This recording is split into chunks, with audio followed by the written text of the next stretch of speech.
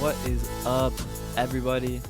Welcome back to the second episode of the Thinking Market. I have some great ideas in stock for you today, in store, in the market store, in the marketplace of ideas. I want to begin with, some economics. I think a general theme on this show relating to economics is going to be the market, social cooperation versus socialism. Human history has just economics, as my professor Darren Jarigian defines it, is humankind's struggle for survival.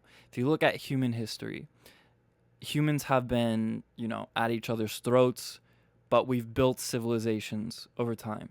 And with the Industrial Revolution, with capitalism, we began to exponentially increase our wealth, our prosperity, as well as our peace. Relatively. I mean, obviously, governments, they have their foreign policies. Those are the institutions that start wars, but not, your next door neighbor. He's not starting wars. In general. So, socialism is the institution of legalized coercion.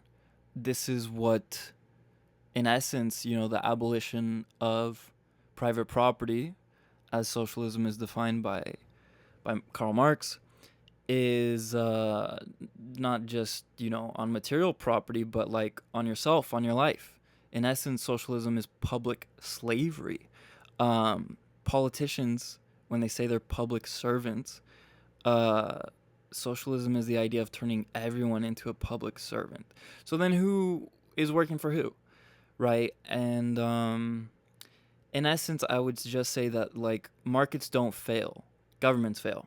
So we're gonna dispel all these myths of market failures on the show. This is like why the conclusion, if you follow and understand markets and social cooperation, the conclusion is anarchism, because, like I heard this point from Scott Horton that like conservatives will be against the CIA, but it's like, why wouldn't you be against the institution that created the CIA, which is Congress?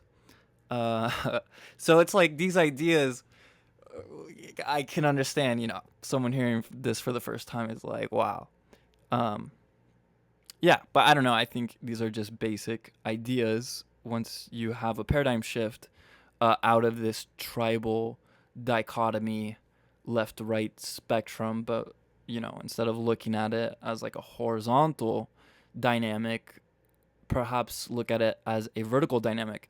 The power, the ruling minority, if you look at the Italian school of political science, which is, the Machiavellian school.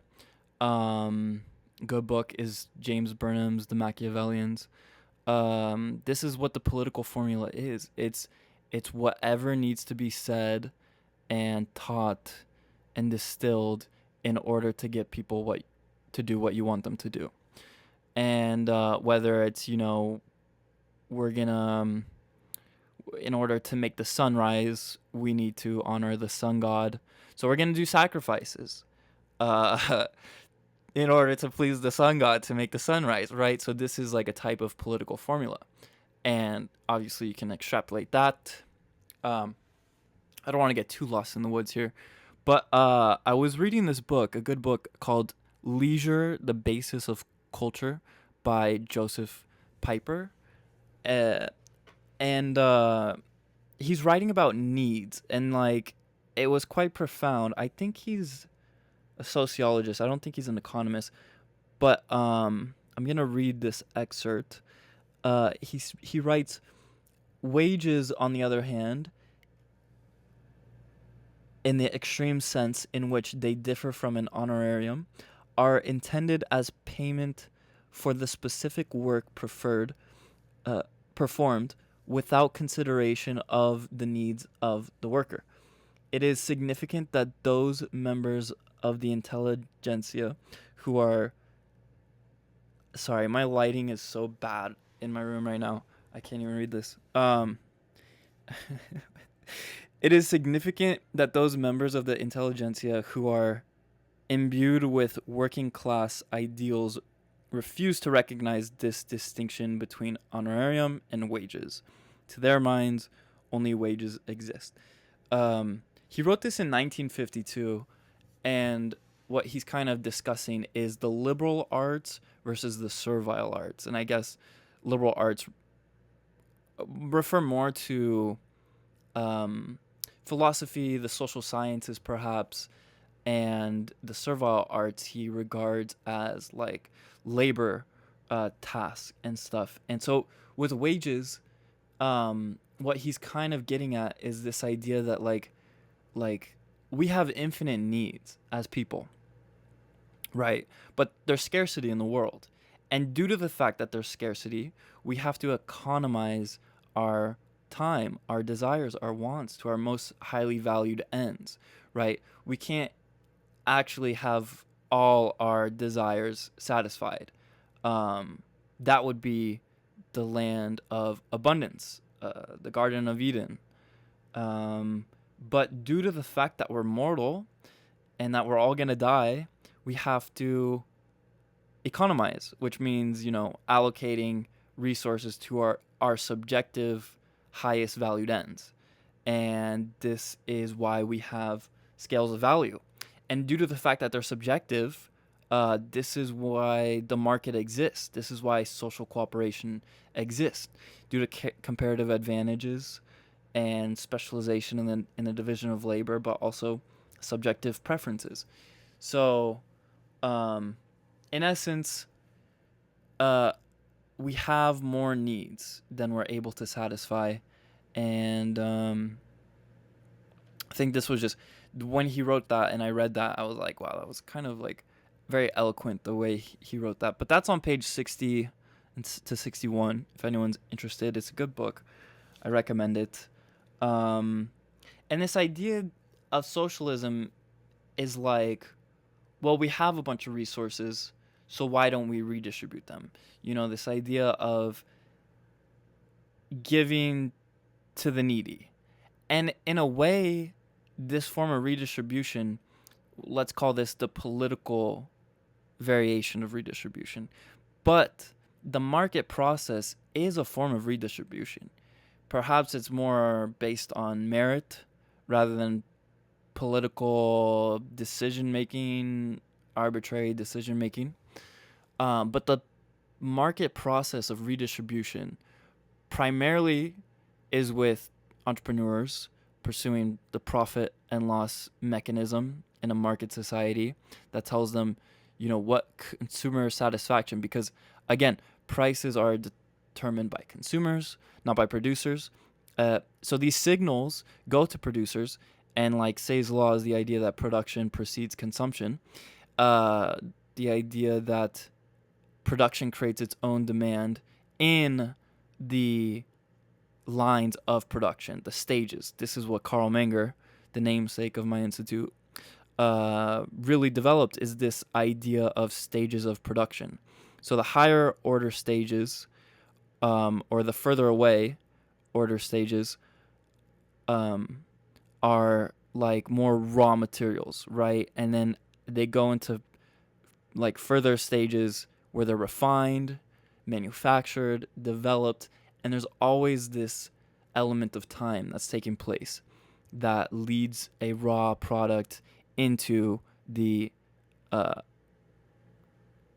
lower order good, or the consumer good, the final product. So there's producer goods and consumer goods, and so then you have like cost inputted throughout these increasing stages of production. But like if the consumer doesn't value this, then this shifts what the price is and what the prices of the factors of production will be.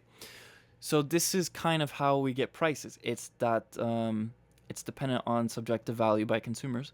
But anyways, I'm not gonna go too deep into this. I can tell that I'm boring myself. So back to needs. This idea, this is the reality. that most of human history was brutal. Um, so many people were just working as agrarian farm laborers, and they had many kids because a lot of them didn't make it out of childhood. Uh, Winters were harsh, food was scarce. So this was the idea of the Malthusian trap, that like population, by Thomas Malthus, that population would reach a certain point, and the increase in population would consume more resources. There'd be less resources available, and due to the fact that there's less resources, population would decrease, and as population decreased, uh, more resources would become abundant, and this was a cycle, and this was called the Malthusian trap, until um, the Industrial Revolution, and perhaps also the Protestant Reformation, with the ideas of, you know, prioritizing savings, investment, production rather than consumption. I'm not too well versed in that, but anyways, with capital accumulation and capital production, um, we had a explosion, well, relatively speaking, in wealth, in per capita productivity, and wages really brought the working people more freedom. They were able to go into the market, and so producers shifted their production, instead of just for like aristocrats and aristocrats, monarchs, oligarchs, towards the laborers, who are now the new consumers in the market. So capitalism, as Mises defined it, is mass production for the masses. This is the history that we all are living in currently. That since capitalism, although it's not perfect, it doesn't satisfy the needs of, like, a wage per se isn't created for the needs of people, which may sound like harsh, but I think if you understand this, you'll understand so much that like just the important graphs of capitalism are that infant mortality decreased, life expectancy increased, productivity increased, right? We live better today, at least I do, in my apartment, with AC and refrigeration and electricity and the internet, better than the kings of the Middle Ages. You can travel centuries through like the Middle Ages. You couldn't tell a difference. Maybe more so in the Middle Ages, but like prior to the Middle Ages, like primitive life, like you travel through centuries, you wouldn't tell a difference. There was no progress made in productivity and prosperity. Zero. So, this is the essence of capitalism. And there's so many like people who are socialist minded, whether through indoctrination or just not knowing, being exposed to these ideas. But yeah, I mean, like, okay, so then the other aspect of capitalism, because it's like, well, shouldn't we help the needy? Of course. But that's the thing, is like, what's the point of government? Isn't the point of government to help the needy? Obviously they don't. They just take tax money and they redistribute it arbitrarily. Obviously it goes to the bureaucracy, but most of it. But private charity does more than like public charity, like tax redistribution for the welfare state, the warfare state that we live in. So it's like it kills a welfare state when you're forced coercively to help the needy. Like, it kills the human incentive to voluntarily be altruistic in your actions to help the needy. And it's like, if you're taking so much money, you're supposed to help them. But when you don't help them, now you've robbed me of my opportunity to help them. Because now I have less money. I don't want to help anymore. it kills my desire to want to help because you're forcing me to help. So I just think that's like some interesting economics. Um, and we'll talk more about like money and socialism and whatnot. Even John Maynard Keynes. I have an interview with Ed Fuller if you want to check it out on my YouTube channel. Because he writes a lot about Keynes, and Keynes was a non-Marxist socialist. Keynes was a fascinating history, but he was by no means at all a capitalist. His whole economic system of like the general theory of equilibrium, this nonsense, was a way to arrive at socialism that wasn't a revolution. So he was a non-Marxist socialist. Uh, it's just it's just funny because I'm nerding out on economics, and it's just like when I hear these things like, "Oh, Keynes, the father of capitalism," I'm like, "Give me a break." Obviously, I'm having some fun here, so I'm not using strong language. But like in my private life, I would be using stronger language of what I really thought about Keynes. Anyways, what I want to get to now is some philosophy, and I was listening to this guy talk about the law of detachment, and it it really got me reflecting on my life, I would say. Here, let me take some water.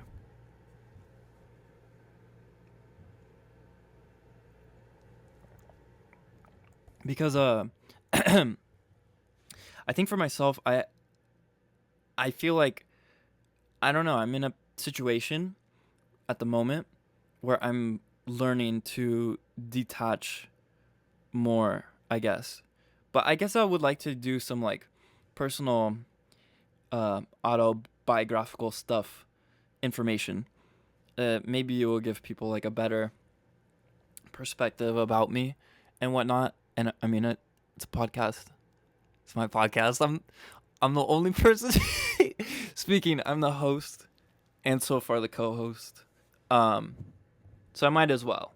But basically, I grew up playing baseball, and I had some great coaches, and I was on some great teams, and it was very competitive. And I think because I made it so much of my identity in my life, and like I put so much like effort into it and stuff like that, I just really wanted this dream and this goal. And I feel like this is just so common with probably so many people, especially, when you're younger or young people and whatnot. But like, I feel like so many people can relate to this. So like, maybe someone would take some, I don't know, thing I say is interest or noteworthy. But anyways, I grew up playing baseball, and like I was decent. Now, I'm just gonna say this I'm gonna say it's not an excuse, but it's gonna be an excuse. It's gonna be my cope that like I didn't realize till later how much of a better prescription of glasses I needed. Um, so I was kind of blind. But anyways, I was okay, but I wasn't good enough throughout high school to like start. Like I never really started, and I was so frustrated. Cuz I just felt like I tried so hard and like had amazing coaches outside of high school that you know were so encouraging and like believed in me so much, and I just like obviously like wanted to do my best because then I also believed in myself and like didn't want to let them down. Just wanted to prove other people wrong, prove myself right, and things really didn't work out that way. And I was just like in college when I went to Occidental, I quit after my junior season because I just really like things were not going my way and was so frustrated. And college outside of baseball was just like so different than what I expected because I went to Occidental. Um, so yeah, it it was a transition, and like luckily I got into jujitsu and I fell in love with that. And I don't know, I don't want to like go too deep into that, but I just want to say that like I've really resonated with this idea of like the law of attachment and the law of detachment. Well, mostly attachment. I've attached myself to things, and I've tried to pursue them so hard. Um, yeah, from jujitsu, I guess I started getting into music, and right when I did, uh, well, I'll just say like, okay, COVID happened, and that was fantastic for everyone's mental health. Um, but like jujitsu kind of became compromised from the lockdown crisis and whatnot, and then like I saw music, and I okay, somehow this is gonna be some lore, but it's yeah, whatever. This hopefully if I just speak all this out now, I can bury it with future episodes. But yeah, so this is some lore, I guess. My lore. Uh yeah, during COVID, I saw some guys making music and they were my age, and they were just like not giving a fuck, and I was like, this is beautiful. Like wow, like I was scared, frankly, of so many things. And I just like saw these guys being free, and that's what really I think drew me to them, and music, and like their lifestyle.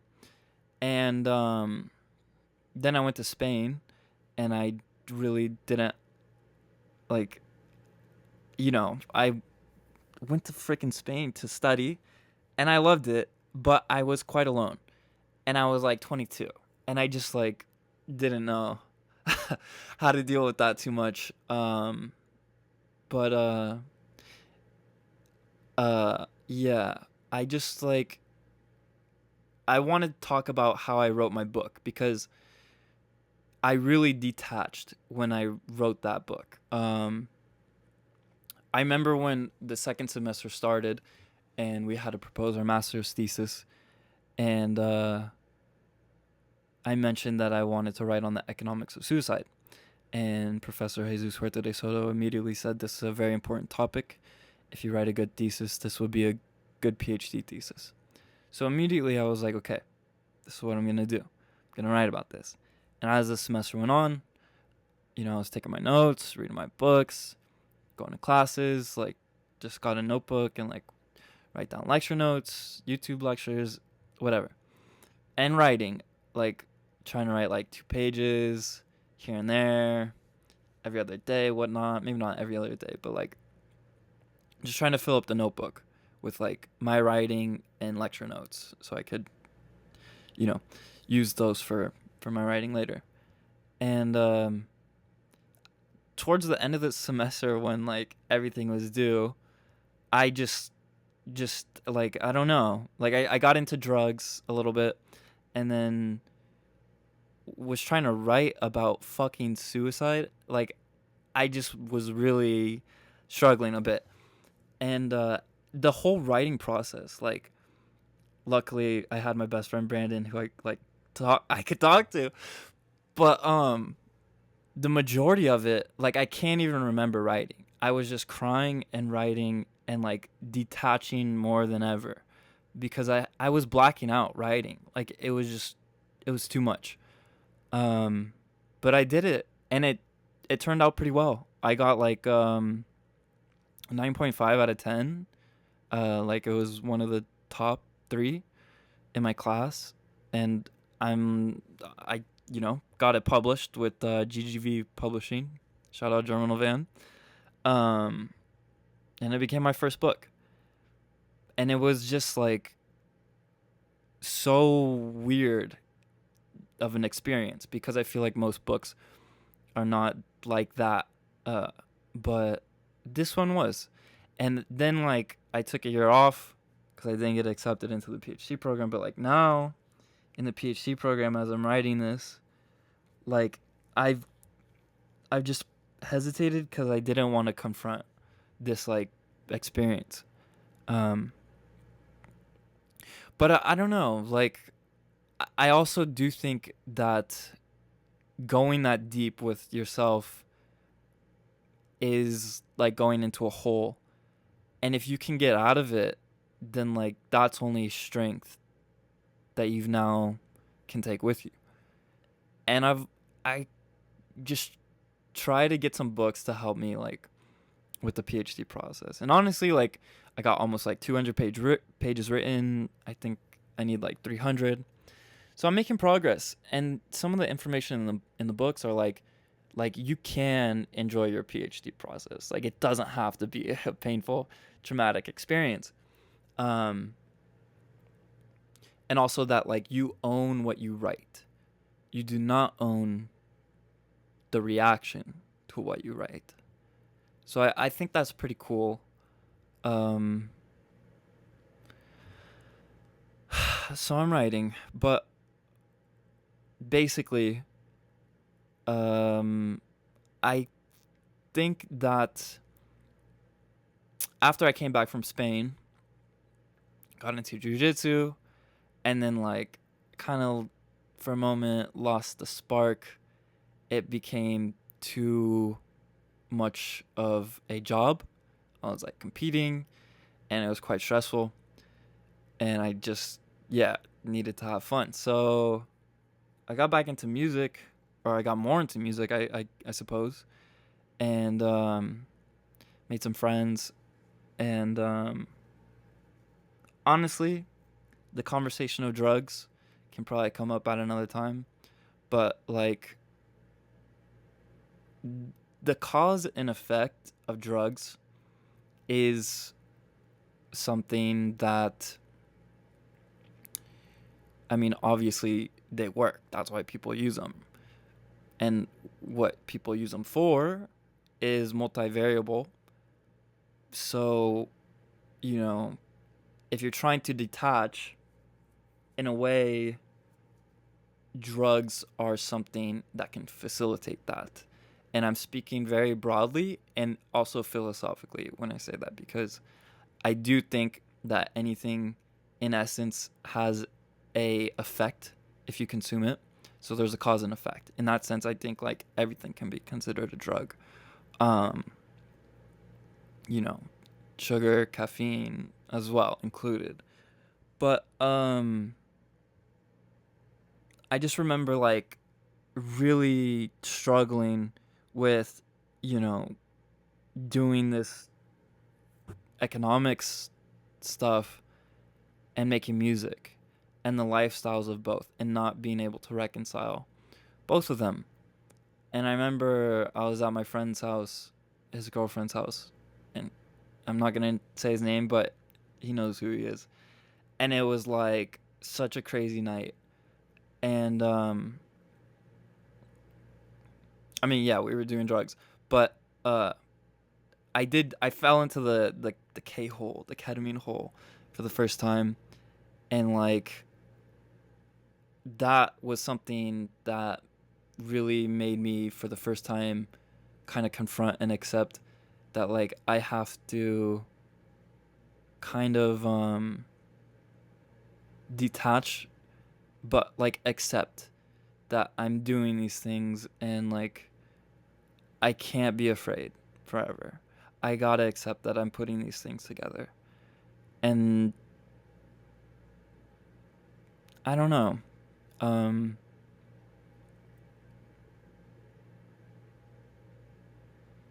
I was working out some stuff, and I have been.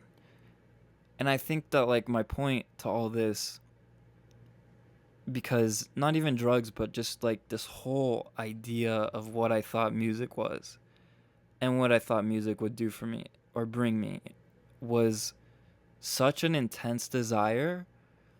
And totally felt like my own self-esteem, my own security was dependent on my ability to make music, that I was just like that's how I felt so insecure about that. And perhaps a lot of people do. And just tying my self-worth to it, like what I make, and is it good? Do people like it? And I was just like, not how I used to feel um before I even made music. That wasn't even a thought. Like, I didn't make music. Like, what do you mean I care about what people think or how I feel about something I never even touched or created before? So it was I don't know, like I think that's part of the reason why I couldn't podcast for so long, cuz like I just I wanted to go into music, and like Billy Idol says, um for the spiritual freedom, to free myself from myself. Because frankly, like, I think these ideas about economics are the truth in some sense. 99.999. But if I don't say them and I don't speak them freely, if I don't speak these ideas, who will? And obviously there's other economists, but like,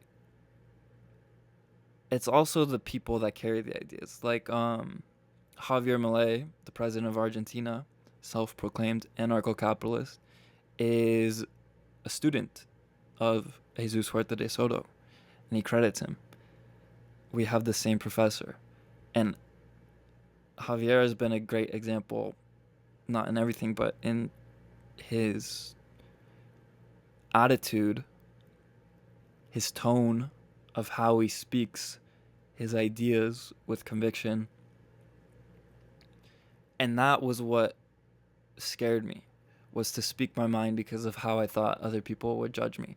Even in music, like, you know, there's socialists, there's artists, there's leftists, uh, and they really have browbeaten me, and they were the people that just like at Oxy.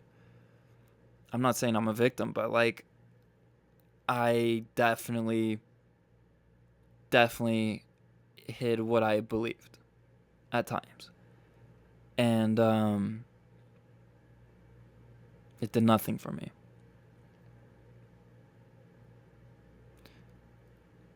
So all this is to say that, like, the real keys, I think, for doing whatever you want is to not give a fuck. And I think that's what the law of detachment is. And it's not even like, it's beyond delusion. I think it is belief. Maybe that's like an interesting question. Like, if you believe something but it's not true, are you delusional, or are you hyper delusional? Like, or is it just like a belief, like, that it's gonna happen? um i I don't know. I like this idea of like a belief, like now I just have these goals, and like as the great contemporary Gen Z philosopher XQC has said, that if you think you're gonna be happy when you reach the top of the mountain, when you achieve your goal, like, that's just gonna be one moment of your life. You're never gonna be happy. You have to be happy on your way up the hill. And like, as Mises said, the greatest economist of the 20th century, that every age is an age of transition. And kind of bringing the theme from last episode of like contentment, that like, I think being content throughout every moment, every age, being content through all your transitions, all your evolutions, is kind of the what is it, the modus operandi, is the energy to persevere I think.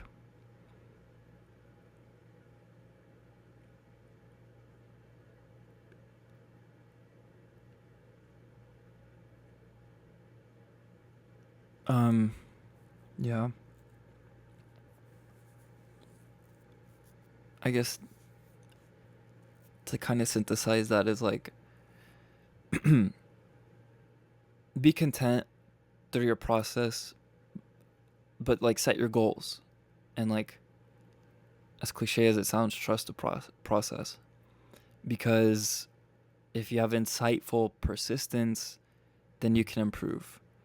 And if you continuously improve indefinitely, you're gonna like really, really um,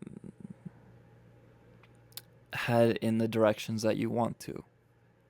And I'm not gonna say like achieve what you want, because like maybe you will, maybe you won't, uh but detaching, I think, prior to achieving is like maybe superior to your modus operandi. Is that how you say it? I don't know.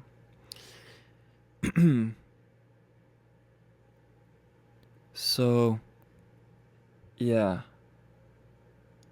I guess I'm just trying to be, at this point, recognizing like these desires I have in my own life and just trying to detach from the desires. Not in the sense of like not caring or giving up on them, but more just uh,